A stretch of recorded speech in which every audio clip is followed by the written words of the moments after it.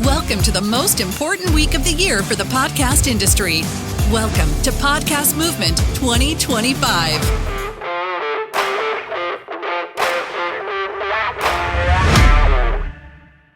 Hello, everyone. I'm Cameron, one of the co-founders at Magellan AI, and this is a podcast advertising market update looking at the first half of 2025.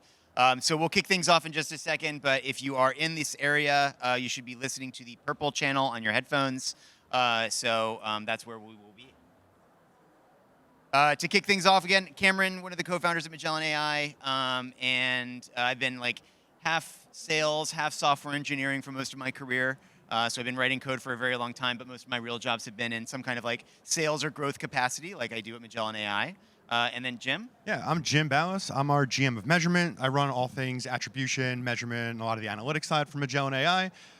Prior to this, I came from the publishing side. I spent about a decade on the podcast publishing side of things, where I helped, build a company, help sell it, and now I'm over here measuring the whole space.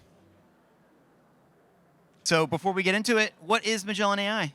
That is a great question. We are the podcast industry's leading media planning, analytics, and attribution company. Effectively, what we allow you to do is look at every aspect of a media campaign from before it starts to after it runs to see how you're doing, how you could be doing better, and where you should be.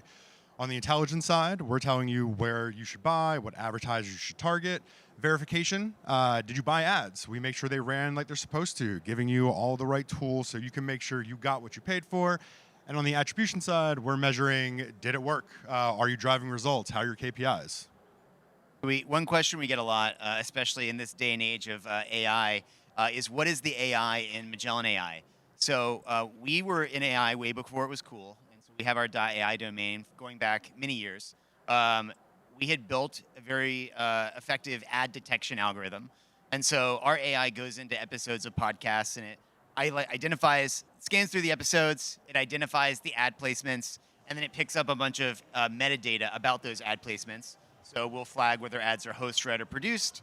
We'll flag whether ads are dynamic or embedded. And we also rescan to account for dynamic insertion. So we think of dynamic insertion and different ads that might be injected as like a sampling problem. And so what we're doing when we look at the market is we're trying to get enough of an indication of what is going on in the market from an advertising perspective. And then we take all that data and it goes into our spend model. So our spend model takes into account things like the position of an ad, the length of the ad. We have our model for download volume, and then we do some special tagging to identify whether an ad is run of network or programmatic. And we have a few different flavors of programmatic, whether we think it came from like a programmatic marketplace like Spotify Audience Network or a programmatic backfill network. So overall, we have about 10 different CPMs and 10 different categories for ads that we think are monetized. And that is how we get to some of the dollar amounts that we'll be seeing a little later on in this presentation. So this presentation is going to be really focused around the US data that we want to review from the first half of the year. We do sample 50,000 different shows across not just the US, but also Canada, UK, Ireland, Germany, France, and Australia. So if you'd like to learn about those markets, please let us know, and we're happy to kind of give you the update. We cover 4 different languages. In the US, we cover English and Spanish, but we also cover German and French. And then, of course, podcast measurement attribution, like Jim was talking about, spans beyond those particular markets. So let's go ahead and get into it. Growth in spend for 2024, just kind of recapping. We always like to look at this benchmarked against average monthly spend for 2023. So that's that pink dash line across the slide. We can see that earlier in 2024 had a stronger start, ended up with like kind of 40-ish% growth in January and February over 2023 average spend levels. As we moved through the year, we saw growth, but a little bit of a tapering off. So Q2 was a little lower growth, and then kind of getting into October and November, talking about 20% area increase over where it had been in prior years, and then back to a little bit more growth in December last year. So what did we see in 2025 so far? So in the first 6 months of 2025, we saw a slower start to the year. So not up 100, not up 40%, up closer to like 16, 20%. And as we've moved through the year, it's actually gotten a little bit stronger. So I think the thing that struck me about this chart as we were thinking about preparing for this was April was when a lot of kind of uncertainty took place around tariffs and the economy, and we anecdotally had seen a handful of advertisers shift spend and move it around because they were worried about not having product. But we really didn't see that reflect in the overall market size. So we still saw about 26% growth versus the average spend amount by month in 2024, and then that has continued on through May and June. So overall, it doesn't feel like we've seen like a real pullback, at least related to like some of those macroeconomic concerns that were in the headlines a few months ago. When we're looking at obviously what's spending in the market, this can also be driven by the advertiser spending a lot. So these are the top 10 advertisers and spend that we found in the first half of this year. A lot of familiar names on this list. BetterHelp is at the top, like they have been a lot of halves of the year recently. Amazon, Toyota are up here as well. And the key thing to note is these top 10 advertisers, a lot of them have been here for a long time. They keep spending. In the first half of this year alone, they've spent north of $230 million, and that's up about 2% between Q4 second half of 2024 versus first half of this year. I think it's materially important to note that, especially when we look at things like, seasonality and how spend can usually, rise and dip in quarters. Q4 tends to be a really strong spend quarter. Even in the chart Cameron showed, last time, 2024 Q4 was very large. So normally you'll see kind of a dip in January, February, but the fact that these advertisers are not only spending, but spending more in this first half of the year than they did in the back half of last year is a really good sign for our industry overall. To this list, 8 of the top 10 were still there in second half of 2024, but LinkedIn and Unilever have now increased spends, and they're appearing for the first time in the chart since before 2024. So it's great to see folks that did advertise are now coming back more en masse and really believing in the medium. Along with that, we look at which industries are growing the most. LinkedIn, obviously, we showed you on the previous slide. Recruiting is the top of this list, so it really goes hand in hand. Huge change, 72% difference, half over half from what recruiting did in Q4 or second half of the year versus what they did now. And then we're seeing about 30%, a little under that growth in the other sectors: eyewear, pet, web hosting, and shoes, also growing massively versus what they were doing in the previous half of the year. But recruiting really stands out. Overall, so that's who's growing. We can still look at who is actually spending the most by industry. Financial services, top of the list. They've been top of the list for a minute here. But yeah, they're number one: business services and software and consumer services and software. I don't think any of those are particularly surprising, as a lot of folks in the industry, I'm sure, can attest to or have heard the ads multiple times on podcasts.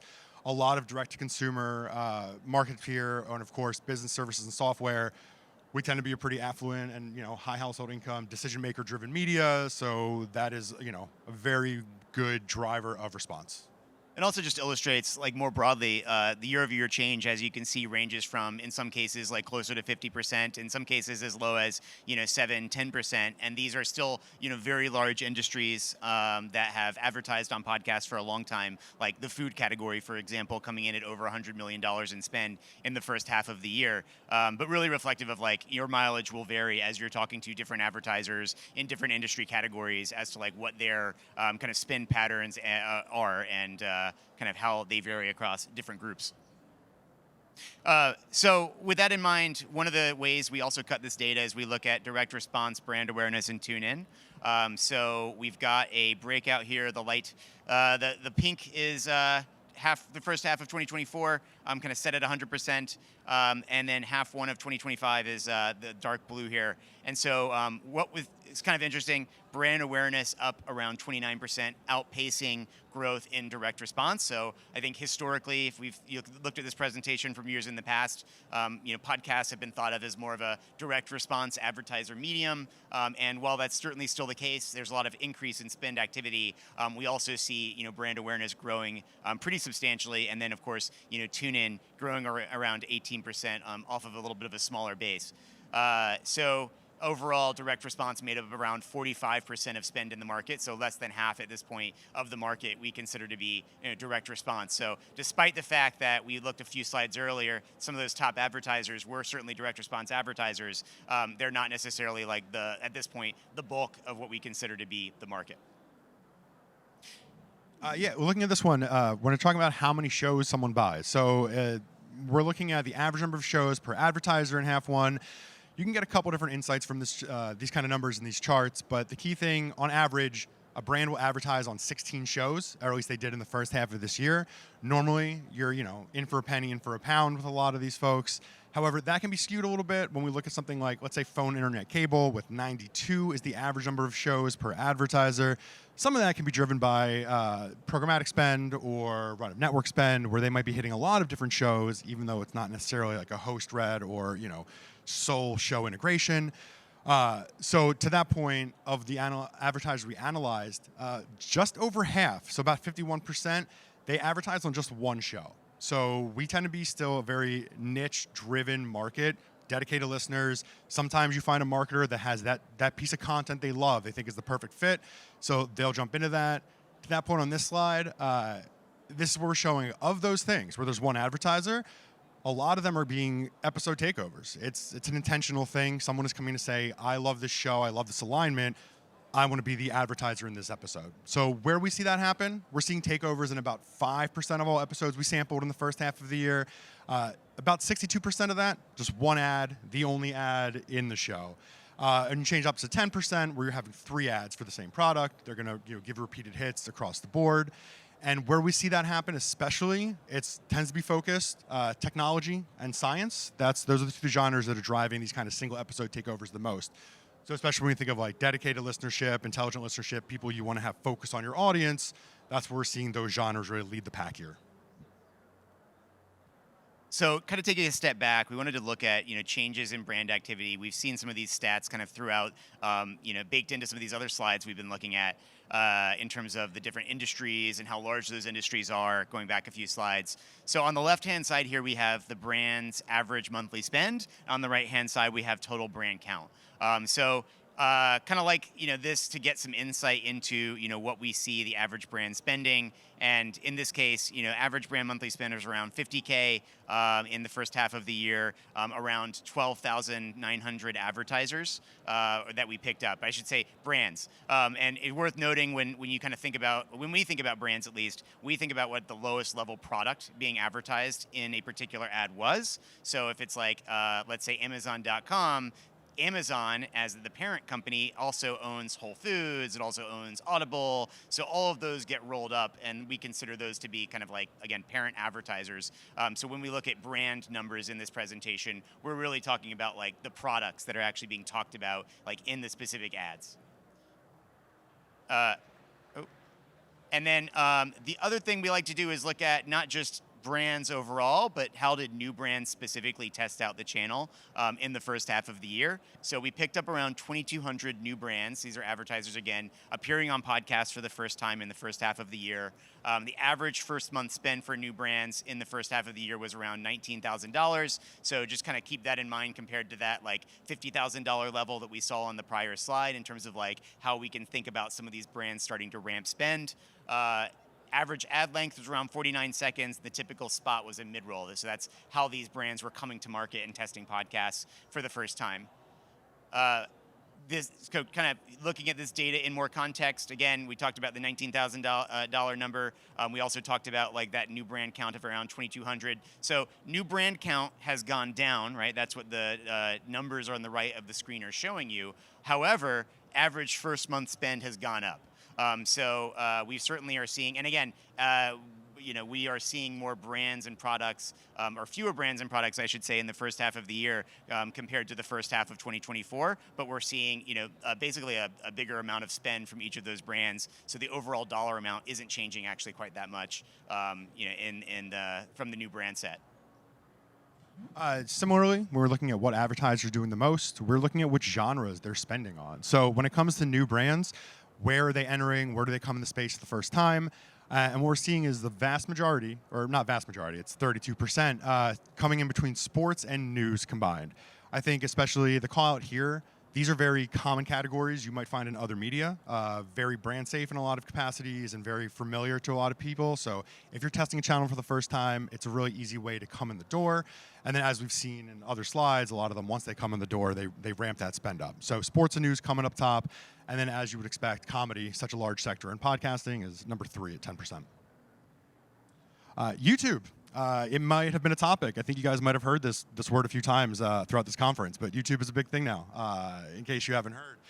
We look at things on the YouTube front as well. Not only are we sampling podcasting, we're also sampling YouTube. And in this case, we're looking at podcasts that are just audio and then also podcasts that simulcast on YouTube. So going through this, we've kind of cut a couple of different data points here. For host-read ads, we're seeing a larger percentage of share of ads are host-read for YouTube simulcast shows. If you're just doing audio, we're seeing about 37%. It's almost 50% for simulcasts.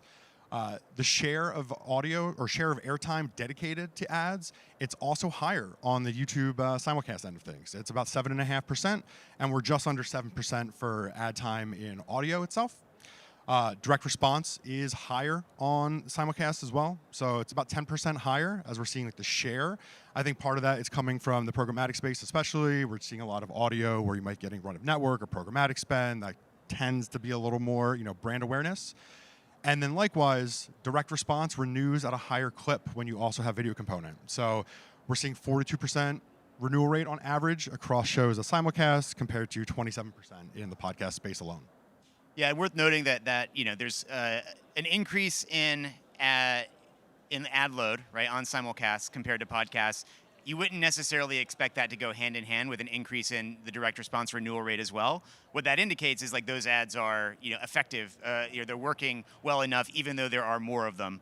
So we're seeing that higher renewal rate among that set of advertisers. One thing that we thought was really interesting from the first half of the year is that podcast ads are getting shorter. So we've observed a trend for a few years now of kind of podcast ads starting to cluster around what we would consider to be more market standard amounts. So like 15-second spots, 30-second spots. And in the last couple of halves, in the last 12 months really, we've seen a decline in the amount of 30-second spots and an increase in the number of 15-second spots. And the insight here is that it's actually what we're seeing is that instead of having a single advertiser run on a 30-second spot, we're actually seeing two different advertisers run in replacing that. So networks are effectively getting another net new advertiser in an episode instead of going in and having a longer ad for a single advertiser. So that kind of an insight into what's going on in spend is that we are just seeing more individual ad spots, even though they're a little bit shorter, and that's driving some of the growth that we see in the market because it's a net additional dollar coming in from a new advertiser. So ad load is something we think about a lot at Magellan AI, and one of the things that we do is we break that out in a bunch of different ways, and I'm going to show you in the next few slides. So we've got advertiser ad load and pod-on-pod ad load to kick it off. So the dark blue here is advertiser ad load, the light blue is pod-on-pod ad load. So what you can see is that the overall ad load from the first half of 2024 actually went down. So if you felt like you heard fewer ads on podcasts, you wouldn't be wrong in the first half of this year. And so it went down to around 8%. Notably, though, what didn't go down was the share of advertiser ad load. So advertiser ad load is what we would consider to be more traditionally monetized. These are advertisers that are running spots. Pod-on-pod, as we know, can be swaps. Sometimes they're actually like paid spots, but it's not necessarily always paid spots. So we have seen ad load overall decrease, but we haven't really seen the portion of ads that we consider to be monetized most frequently decreased. So that's part of why you see a decrease in ad load, but you see an increase in spend. Like that's what's happening is that like advertiser ad load as a proportion of overall ads is getting a little bit higher.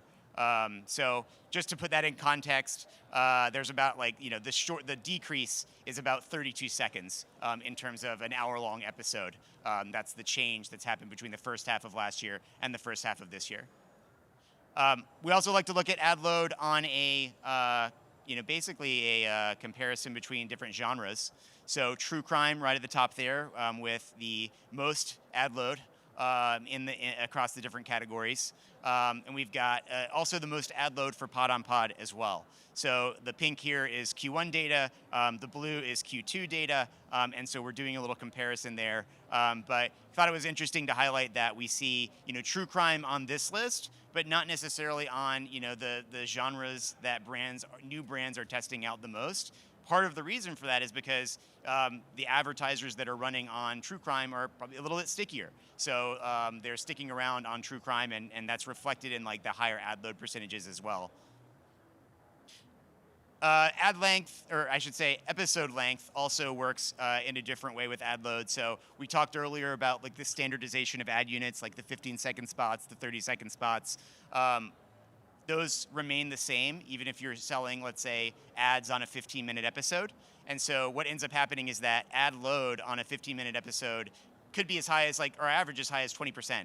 And as you get down to 60-minute episodes, you start getting closer to the 6.5% level. So, it's really not all ad load is created equal when you look at different episodes. So if you're comparing your ad load for your podcast against ad load in the market, you have to make sure that you're taking into account some of these different factors to really judge, where you're shaping up. And then we'll look at ad loads based on show popularity. So to all of our network partners out there, nice work.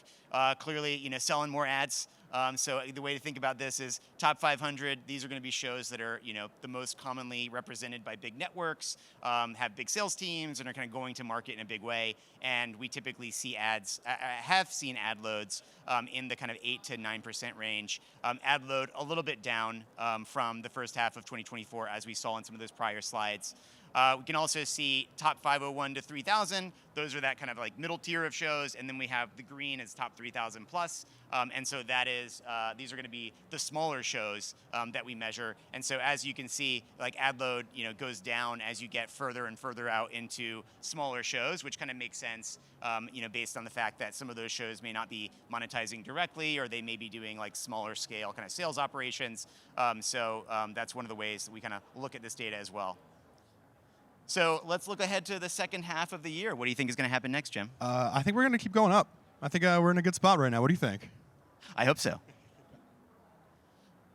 So who's had a big second half in the past? One of the things that we like to look at is, try to get our prediction hats on. And the only thing I know is that we will 100% be wrong. But I'm excited to see. So Greenlight, Ford Motor Company, Zola, and GiveWell were 4 advertisers that we saw increase spend in each of the 2 past years in the second half. So that indicates, of course, some seasonality to their advertising campaigns. We have seen these advertisers, come from a smaller base, like Greenlight and Ford Motor. That's why you see those 2,000%, 1,000% increases. They were working off a smaller base in 2022, and that's why there's that jump in 2023. But we still saw a sizable increase in 2024 in the second half, even based on a larger base that they were coming from in 2023. So kind of be excited to see if these brands, repeat history and start spending a little bit more in the second half of this year. And then to close things out, we've got weekly ad loads, always kind of taking a step back here and looking at, first of all, in 2023, we saw a pattern of just kind of increasing ad loads throughout the year. 2024, we saw that stabilize a bit. This is broken out, as you can see, in that top 500, top 501 to 3,000, and top 3,000 plus breakout with the blue, pink, and green. Thought it was interesting that indicator of activity in the second half of the year. Early July, we actually hit a new ad load high, a new height, as it were. So hitting around 10.9% among the top 500 shows. That was good. Thank you. And that's us. So we're happy to we probably have time for a couple of questions. Hey there, thank you very much. It was really nice to see the simulcast thing, as the podcasting is moving into more video and audio. My question is, all that data, which is really interesting, was it all done including the video component as well? Were you studying the video as well, or was that all just audio focused? So on that, most of the data, most of the spend numbers in the presentation are going to be based on podcast audio only. YouTube is something that we have comparison for in that simulcast slide, but it's not necessarily something that we're breaking into these spend estimates, if that makes sense. That's what I was saying. So the ad data is not including the video component. Correct. Thank you.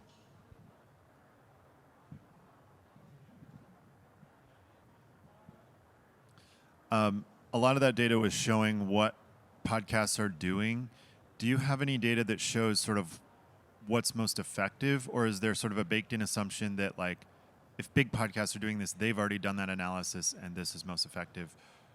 No, that's a great question. There's a lot of answers to that. Yes, within the platform itself, there's a lot of tools to like how, not only just like what are ads doing, but like how is creative running. You can do sampling. You can take a look at things. Some of the qualitative tools we do are actually showing you like, did it hit these promo codes? Was it these lengths? And then because we have the full attribution suite, you can not only see like, hey, what like in theory did this do? You can actually see what performed. So we do have a lot of clients that are like, let's say A/B testing or trying to run different types of creative to see what works or targeting, et cetera. So we do have tools in the regular platform to see like what other people are doing. And then we have tools where you can measure your own thing to make sure like how is that kind of going forward. So you could say like other podcasts like yours are doing this and it's effective, so you should try that? Yeah, and one of the things, especially like in part of our intelligence, it's like I know we show like genres and things like that. We have show level breakdowns too. So if you're like, oh, this show is like mine, you can see who's advertising. Also like flighting, so like how are advertisers buying? Is there like certain cadences? Are they taking breaks? Like all of that data is available at like a real granular level. Cool, thank you. Are there any other questions?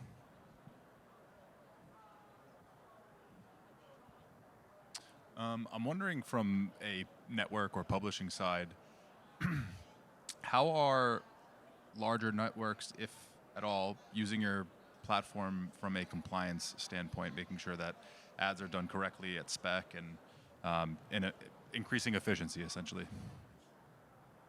Sure. Yeah, that kind of falls into the category of like ad verification. So, you know, a lot of times we provide insight into, you know, well, we can basically take some inputs that big networks might provide, such as like, here's what we sold, here's what we're expecting to run, and then we'll basically, our independent engine to go and sample that data and collect it, we'll go and do the comparison to be like, yes, you know, the checkbox is basically checked on this across like 10 different categories, and, you know, ranging from everything as, you know, easy as like, you know, were words that were required to be in an ad actually included, and also were, you know, ads the right length. So it can be very small, and especially with like host-read ads, that becomes really, really valuable because sometimes like the execution can be require a few different steps. So yeah, that's like certainly a key use case for a lot of folks.